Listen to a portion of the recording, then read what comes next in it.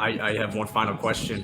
When do you see the next Atlanta Hawks championship, if you had to take a guess? I mean, there hasn't been one in Atlanta yet. That seems like a lot. Ooh,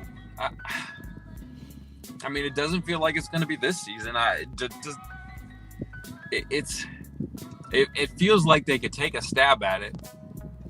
You know, for years and years, it was kind of, the last, 2-3 seasons, it felt like they could take a stab at it offensively, and then they just got to get enough defense. And boy, when, you go back to the end of the 2021 season, Clint Capella was playing like at a defensive player of the year kind of caliber, and he could kind of cover a lot of your sins. And they made that run to the conference finals because he was kind of sort of a one-man defense for them all by himself.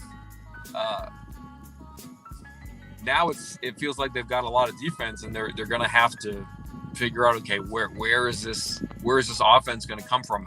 Is Trey going to be able to function as well when he doesn't have the elite spacing that he's had the past couple of seasons? He's going to have to figure some of this stuff out.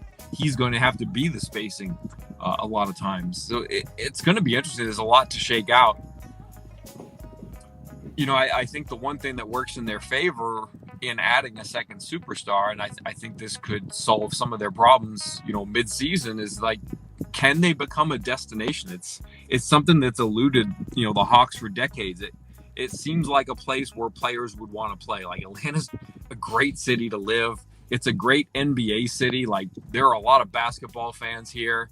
You've got a superstar in Trey. Now you've got a second, superstar caliber player in DeJounte Murray. Can they reel in these, these minimum veteran players, mid-season at the deadline, when players get waived, but they're good players, they're 33 years old, they're looking for that one last stop before they can contend for a championship.